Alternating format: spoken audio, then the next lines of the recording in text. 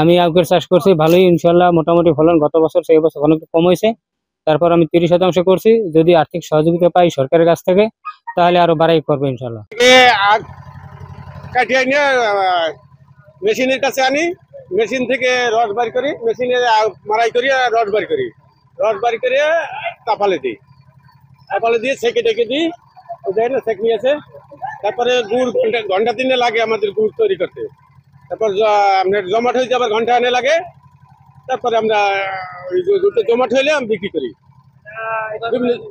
এই বরিশালে নেয়, বরিশালে লোকাই নেয়, বাজারে বিক্রি করি, আমাদের বাজার আছে। আমরা মনে করি যেটা প্রায় 10 মণ গুড় দৈনিক, 10 মণ। তারপরে আমরা এই গুড় করে আমরা বাজারজাত করি। এই 200 টাকা, ভালো গুড় 200 টাকা। সব সব আখে আবার ভালো গুড় হয় না, এটা এটির কম দামে বিক্রি হয়। এই ঈদে জামা জুতো অ্যাক্সেসরিজের ডিসকাউন্ট। আমরা আগ মারাই করি 800 জনে। এই আগ মারাই করে রস বাইর করে গুড় বানাই দৈনিক 500 কেজি। এই গুড় বানিয়ে বিভিন্ন বাজারে বিক্রি করে আমার লাভবান হয়। আমি 25 বছর এই ব্যবসায়ী করি, আমার নিজেরও ক্ষেত আছে, আবার পাবলিকেরটাও আমি ভাঙ্গি। প্রতি 40 টাকা নেই, কিন্তু আমার লেবার খাটতে আছে 10 জন।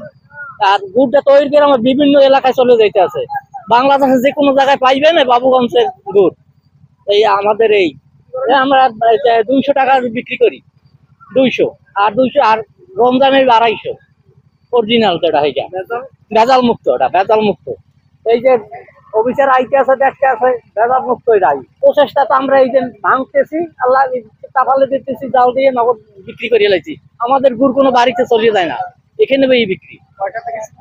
আমরা 7টা শুরু করি সকাল, আর রাত 12টা একটা। এই কাজ করি, গুড় এই রস বানাইয়া আমি এটা জাল দিয়া লাগিয়েছে দিয়ে আমি বানাই ফেলাই গুড়।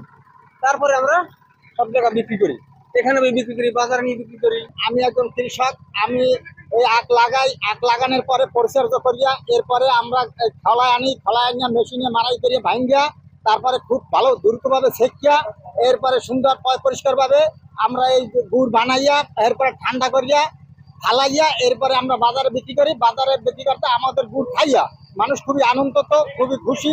আইয়া আমাদের গুড় গাছপালা থেকে নিয়ে যায়, আমাদের আর চিন্তা টেনশন করা লাগে না। আমরা খুবই এতে বেচাক বিনায় আমরা খুবই আনন্দিত, আমরা খুব খুশি। আমাদের বরিশাল অঞ্চলে দিনে দিনে আখের চাষ বৃদ্ধি পাচ্ছে। গত বছরে যা চাষ হয়েছে তার চেয়ে বছর বেশি, বছর 356 হেক্টর জমিতে আখের চাষ হয়েছে। তো আখ চাষিদের উদ্বুদ্ধ করার জন্য আমরা বিভিন্নমুখী পদক্ষেপ নিয়েছি। আমাদের উপসহকারী কৃষি কর্মকর্তারা আখের সম্প্রসারণের জন্য যে জমিতে আখের উপযোগী সেটা করতেছে। একসময় এই বরিশাল অঞ্চলে যথেষ্ট আখের চাষ হতো, কিন্তু এর কালক্রমে এই দিনগুলো আস্তে আস্তে হারিয়ে যায়। এবার সুগার মিল বহির্ভূত এলাকায়ও আখের চাষ ছিল, কিন্তু এটাও জাতীয়ভাবে আখের চাষ কমে যায়। কিন্তু বর্তমানে আবার এই কয়েক বছর ধরে আখের চাষ আস্তে আস্তে বৃদ্ধি পাচ্ছে। আমরাও সেক্ষেত্রে চেষ্টা করতেছি, আখের বিভিন্ন জাত, অত্যাধুনিক জাত আসছে, সেগুলো আমরা সম্প্রসারণের জন্য এই অঞ্চলের বিভিন্ন জেলা আমরা চেষ্টা করি। আখের গুড় এটা কিন্তু আমাদের প্রাচীন ঐতিহ্য ছিল, কিন্তু এখন আমরা যে জায়গায় আখের উৎপাদন বেশি হচ্ছে সে জায়গায় আখের মাড়াইয়ের ব্যবস্থা এবং রস উৎপাদন করে তার জাল দিয়ে তার থেকে গুড় উৎপাদন করা হচ্ছে। আখের গুড় উৎপাদন একটু এই প্রক্রিয়া জটিল প্রক্রিয়া হলেও এটা আসলে কিন্তু লাভজনক। লাভজনক আমরা লাভ তখনই দেখবো যখন ব্যাপক জমিতে এই ধরনের আবাদ হবে। কিন্তু আবাদ দিন দিন বাড়তেছে, গুড় উৎপাদনও বাড়বে ইনশাল্লাহ।